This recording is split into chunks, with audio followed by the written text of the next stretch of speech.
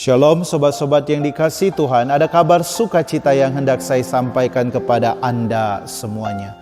Sobat-sobat yang dikasihi Tuhan, mungkin kita pernah mendengar tentang Katolik KTP. Ya, orang Katolik yang di dalam KTP ini tulis agama Katolik, tetapi hidupnya sebenarnya jauh dari kehidupan cara bersikap orang-orang Katolik. Mungkin saja jarang ke gereja, jarang berdoa, jarang berbuat cinta kasih, seringkali menjadi batu sandungan bagi orang lain.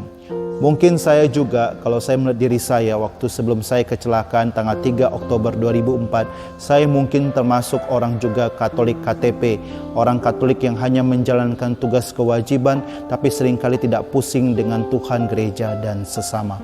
Sobat-sobat yang dikasihi Tuhan, hari ini Yesus menjelaskan arti tentang penabur tersebut.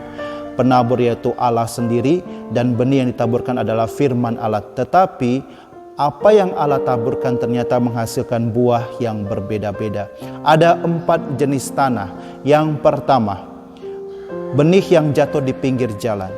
Kalau kita bisa hubungkan dengan orang-orang Katolik pada situasi saat ini, benih yang jatuh di pinggir jalan adalah orang-orang Katolik yang datang ke gereja hanya kewajiban, bukanlah karena ingin mencintai Tuhan, bersyukur kepada Tuhan, karena dia merasa dia adalah orang Katolik dan dia mempunyai kewajiban harus datang ke dalam gereja. Mungkin datang ke gereja juga anak-anak muda, seringkali orang tua paksa, kamu harus ke gereja, kamu harus ke gereja. Ketika datang ke gereja, dia tidak fokus, dia cuma main HP saja, mungkin ngobrol dengan teman-temannya, mungkin pacaran juga di dalam gereja, ganggu sana, ganggu sini. Akibatnya ketika pulang dia tidak membawa apa-apa. Kadang-kadang khotbah dari pastornya disalahkan, khotbahnya kurang menarik. Sobat-sobat yang dikasihi Tuhan, benih yang jatuh di bebatuan.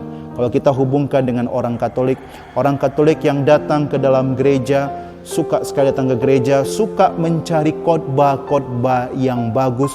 Untuk apa? Memuaskan telinganya dan hatinya. Tetapi apa gunanya khotbah-khotbah yang bagus, memuaskan telinga dan hati, tetapi tidak merubah hidup kita?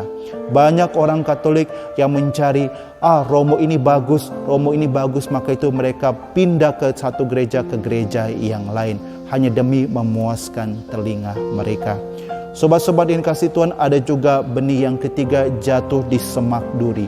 Kalau kita hubungkan dengan orang-orang Katolik, benih yang jatuh di semak duri adalah orang-orang Katolik yang suka sekali datang ke gereja, mendengar firman Tuhan, mungkin punya komitmen saya ingin melakukannya, tetapi sampai di rumah dia stres lihat keluarganya, dia stres dengan suaminya, dia stres dengan istrinya, dia stres dengan anak-anaknya, kekhawatiran, ketakutan, kekayaan menghimpit dia, sehingga dia pun lupa untuk menjalankan apa yang dia dengar di dalam gereja.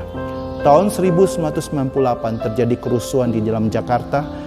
Banyak orang-orang Kristen Katolik, bahkan Kristen Protestan akhirnya murtad dan mengaku diri mereka adalah Islam, bukanlah pengikut Kristus. Sobat-sobat yang dikasihi Tuhan, benih yang keempat jatuh di tanah yang subur. Kalau kita identikan dengan orang Katolik, mereka yang datang ke gereja bukan lagi karena kewajiban. Mereka mungkin merasakan pengalaman bersama Tuhan, akhirnya itu mengubah hidup mereka. Mereka datang ke gereja karena cinta mereka akan Allah. Mereka ingin bersyukur, mereka mendengar firman Tuhan, mendengar khotbah. Mungkin pada saat itu mereka kurang bisa memahami dan mengerti, tapi mereka malah mencari pengertian dan kebijaksanaan. Dan mereka baca buku-buku renungan dan akhirnya mereka memahami dan mengerti, dan mereka melaksanakan itu dalam kehidupan mereka. Dan apa hasilnya? Mereka menghasilkan buah yang sangat berlimpah. Sobat-sobat yang dikasihi Tuhan, maka tidak heran di dalam gereja Katolik kadang-kadang menghasilkan ada orang-orang yang sangat luar biasa kepada gereja Katolik. Gereja butuh apa, mereka selalu membantu. Tapi ada juga orang Katolik yang kadang-kadang datang ke gereja dan tidak berbuat apa-apa. Ketika gereja membutuhkan bantuan, mereka juga tidak pusing, cuek, dan tidak mau. Mereka tidak mau tahu apa yang gereja butuhkan. Sobat-sobatku yang dikasihi Tuhan, berjuanglah untuk menjadi tanah yang subur. Supaya apa? Kalau kita menjadi tanah yang subur, benih apapun yang ditanamkan dalam diri kita akan menghasilkan buah yang sangat berlimpah. Usahakanlah dengan mengusahakan tanah yang subur, maka itu dan kita menghasilkan buah. Saya sangat yakin dan percaya nama kita pun akan tercatat di dalam surga, tidak hanya tercatat di KTP saja. Shalom, Tuhan memberkati Anda semuanya.